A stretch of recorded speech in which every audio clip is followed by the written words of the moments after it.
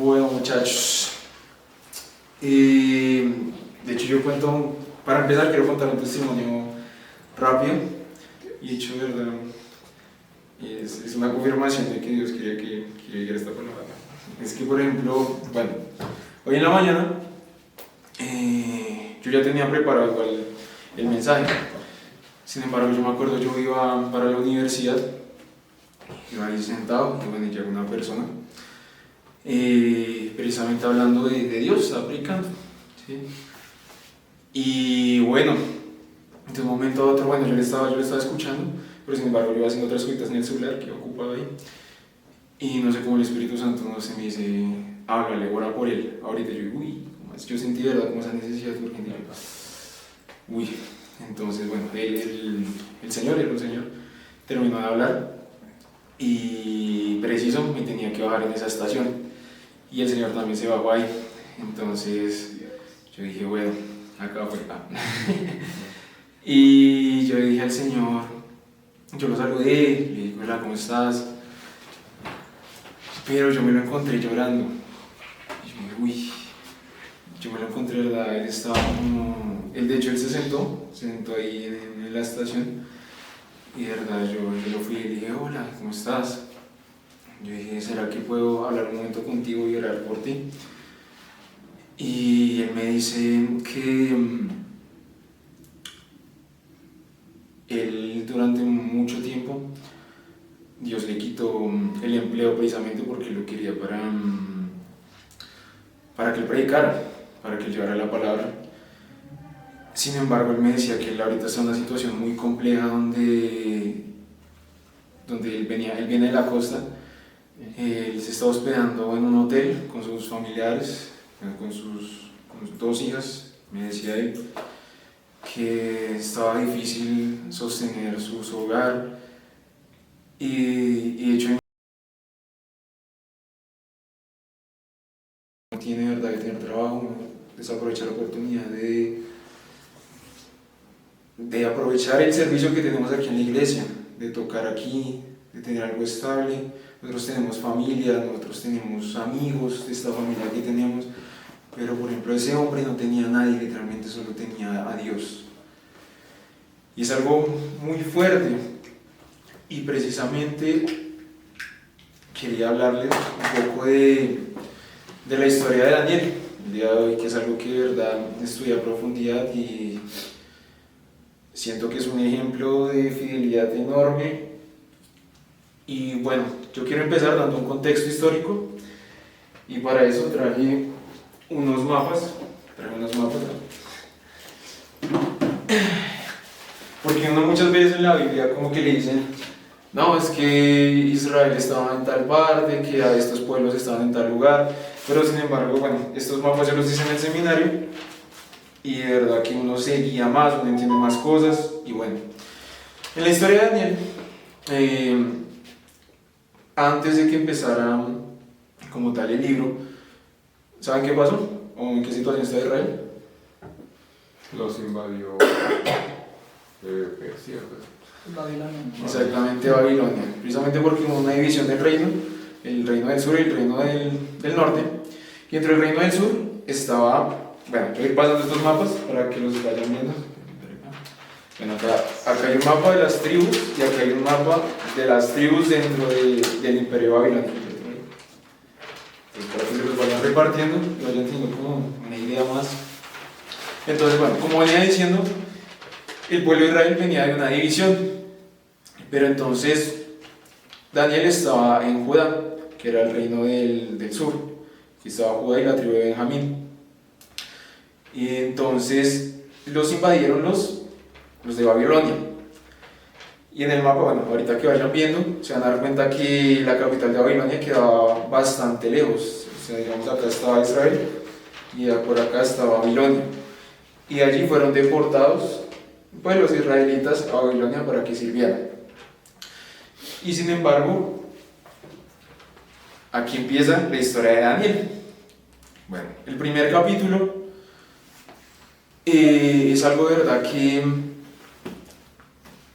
empieza a ver lo que Daniel quería transmitir. Y es que yo quiero que vayamos todos al primer capítulo, que pueden ahí en sus Biblias. Yo quiero que leamos del 3 al 7.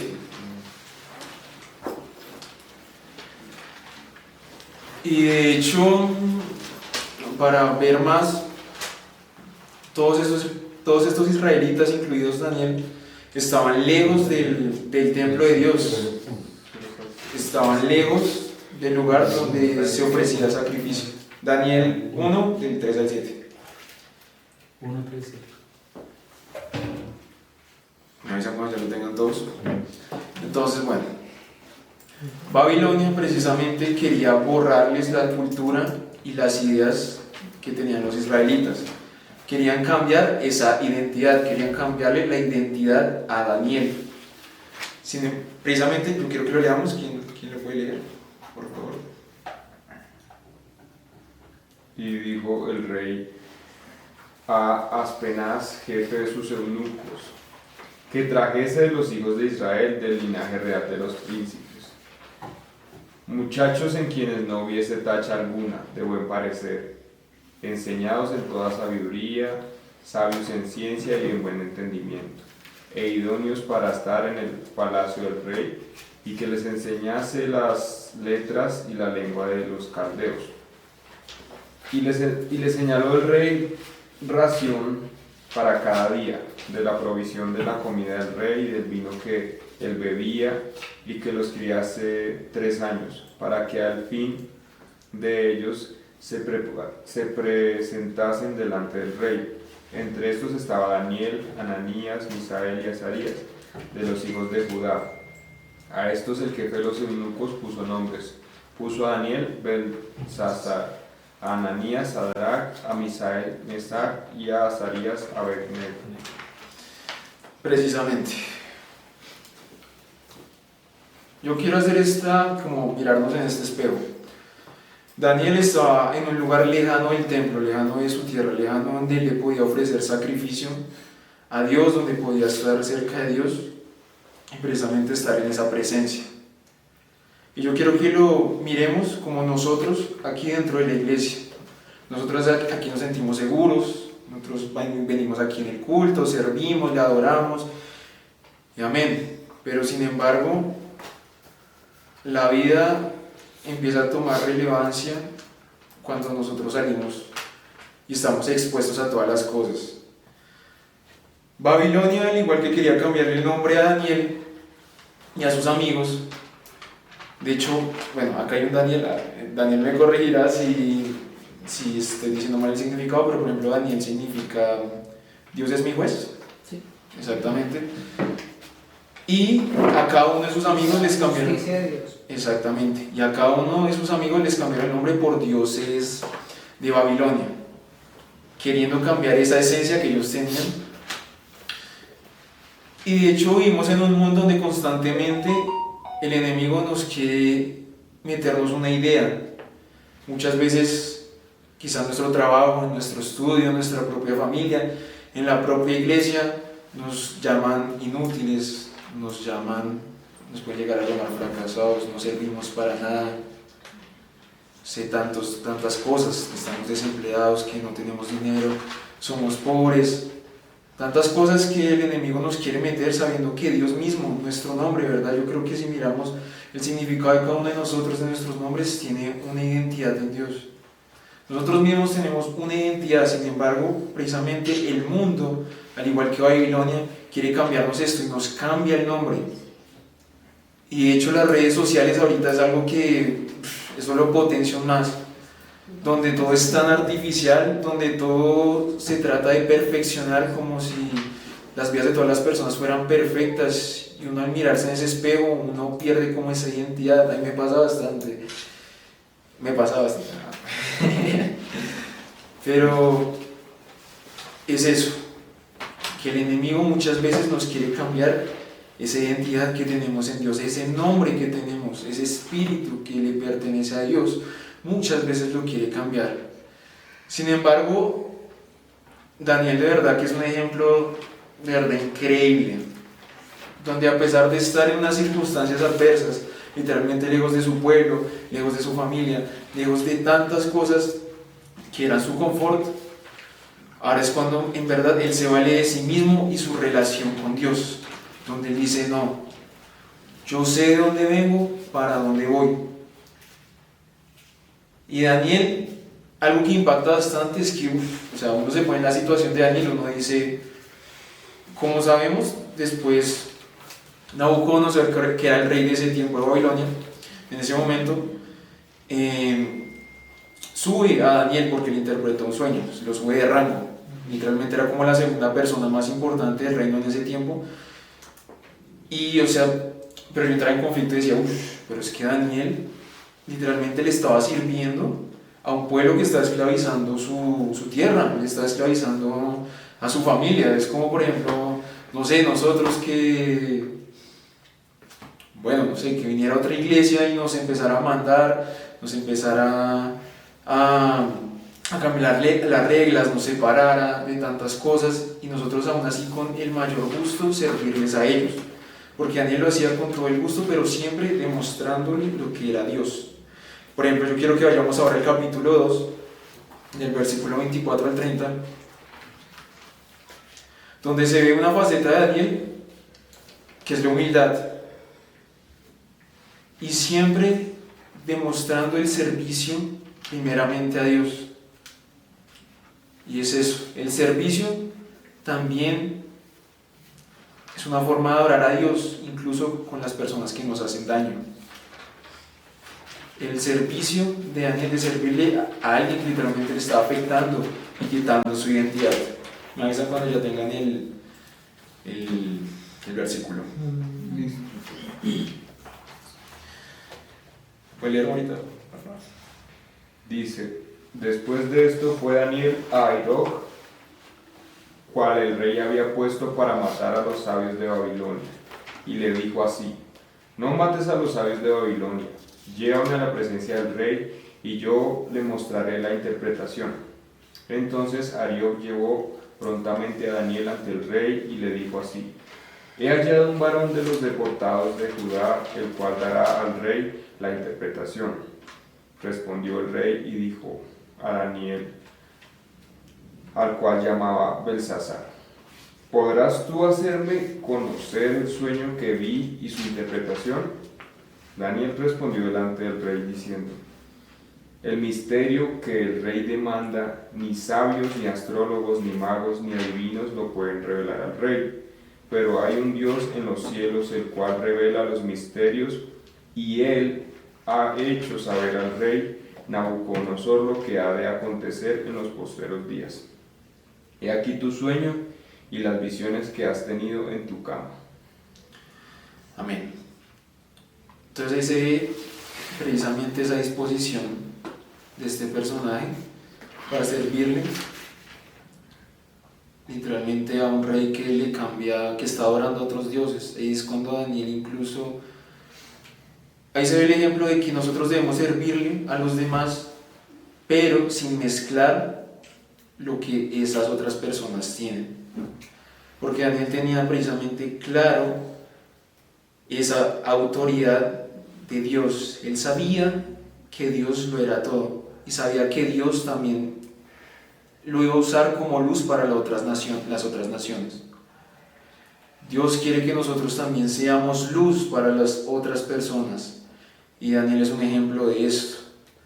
Daniel es un ejemplo de luz que debemos impregnar a las demás naciones, a nuestros amigos, a nuestros familiares, a nuestros compañeros, a todas las personas. Aunque estemos en tierras lejanas, prácticamente, debemos ser ese foco. Y al punto al que quiero llegar, y es algo que me parece de verdad hermoso, que es el capítulo 3, que es el horno de fuego, donde se ve que los amigos de Daniel están en una situación de vida o muerte, donde literalmente Nabucodonosor dice que los que no adoraran una estatua de oro que lo había creado,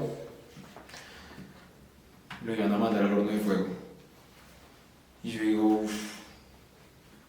o sea, de verdad, ¿cuántos de nosotros, incluso yo mismo, o sea, 1000 veces yo me pensaría eso y yo digo, Porque, o sea, no es cualquier cosa, no es perder un puesto, es literalmente perder la vida. Y de una forma tan cruel, es que tiene la cabeza ya no es una agonía increíble. Y yo a veces me pregunto, y yo reflexionaba en esto, y yo digo, hay diferentes pruebas, y por seguir a Dios vamos a tener ese horno de fuego. Por seguir a Dios vamos a tener que sufrir las circunstancias, vamos a tener que renunciar a muchas cosas, ¿sí? Ellos estaban renunciando a un puesto, estaban renunciando al dinero, estaban renunciando a la vida, literalmente, se estaban renunciando, se estaban despojando de todo. Y yo veo que ellos en verdad sabían que su tesoro estaba en el cielo, porque ellos tenían una posición, o sea, la mejor del imperio. Y como ven en el mapa, yo creo que si lo vieron, ese mapa era gigante, ocupaba casi todo un continente. Y ellos prácticamente no les faltaba nada, y rebajarse de tal forma solo por seguir a Dios, de verdad que es algo que yo admiro bastante. Yo quiero que leamos súper rápido el capítulo 3, del 8 al 26.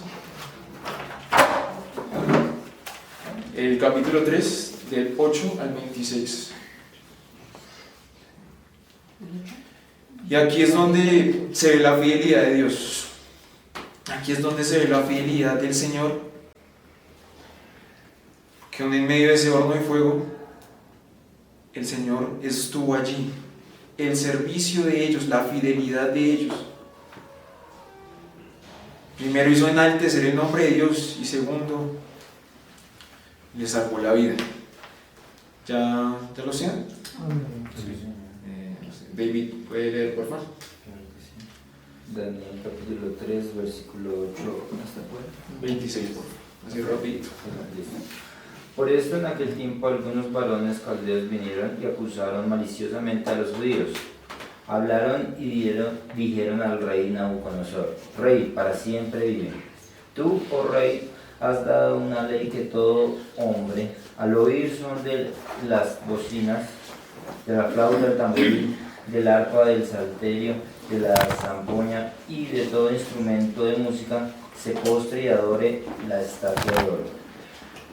Y el que no se postre y adore sea echado dentro del horno de fuego ardiente. Hay unos varones judíos, los cuales pusiste sobre los negocios de la provincia de Babilonia, Sadrach, Mesach y Abednego. Estos varones, oh rey, no te han respetado, no adoran tus dioses, ni adoran la estatua de oro que has levantado. Entonces Nabucodonosor dijo con ira y con enojo que trajesen a Sadrach, Mesach y Abednego. Al instante fueron traídos estos varones delante del rey. Habló Nabucodonosor y les dijo: ¿Es verdad, Sadrach, Mesach y Abednego, que vosotros no honráis a mi Dios, ni adoráis la estatua de oro que he levantado? Ahora pues, ¿estáis dispuestos para que al oír el son de la bocina, de la flauta, del tamboril, del arpa, del salterio y de la zampoña, y de todo instrumento de música, os postréis y adoréis la estatua que he hecho? Porque si no lo adoráis, en la misma hora seréis echados en medio del horno de fuego ardiente. ¿Y qué Dios será aquel que os libere de mis manos? Sadrach, Mesach y Abednego respondieron al rey Nabucodonosor diciendo: No os es necesario que te respondamos sobre este asunto. He aquí nuestro Dios, a quien servimos, puede librarnos del horno de fuego ardiendo, y de tu mano, oh rey, nos librará. Y si no, sepas, oh rey, que no serviremos a tus dioses, ni tampoco adoraremos la estatua que has levantado. Entonces Nabucodonosor se llenó de ira y se demudó el aspecto de su rostro contra Sadrach, Mesach y Abednego, y ordenó que el horno se calentase 7 veces más de lo acostumbrado. Y mandó hombres muy vigorosos que tenía en su ejército que atasen a Sadrach, Mesach y Abednego para echarlos en el horno de fuego ardiendo. Entonces estos varones fueron atados con sus mantos, sus calzas, sus turbantes y sus vestidos, y fueron echados dentro del horno de fuego ardiendo. Y como la orden del rey era apremiante y lo habían calentado mucho, la llama del fuego mató a aquellos que habían alzado a Sadrach, Mesach y Abednego. Y estos tres varones, Sadrach, Mesach y Abednego, cayeron atados dentro del horno de fuego ardiendo. ¿Sí? Entonces el rey Nabucodonosor se espantó y se levantó apresuradamente y dijo a los de su consejo: ¿no echaron a tres varones atados dentro del fuego? Ellos respondieron al rey: es verdad, oh rey. Y él dijo: he aquí yo veo 4 varones sueltos que se pasean en medio del fuego sin sufrir ningún daño, y el aspecto del cuarto es semejante al del hijo de los dioses. Entonces Nabucodonosor se acercó a la puerta del horno de fuego ardiendo y dijo: Sadrach, Mesach y Abednego, siervos del Dios Altísimo, salid y venid. Entonces Sadrach, Mesach y Abednego salieron del medio del fuego. Hasta ahí. Entonces yo a veces me pongo a pensar, muchachos, y Daniel y sus compañeros desde un inicio sabían lo que les esperaba. Desde un inicio ellos, al decir, con esos detalles tan pequeños de no comer la comida del rey, de abstenerse a esto y de seguir a Dios, sabían todo lo que les esperaba. Y quizá, incluso personalmente, muchas veces en este ministerio, listo, qué chévere tocar, qué chévere tantas cosas. Pero también debemos leer, como dicen ahí, las letras chiquitas del contrato. Hay cosas fuertes que se vienen, y más cuando estamos pidiendo un avivamiento.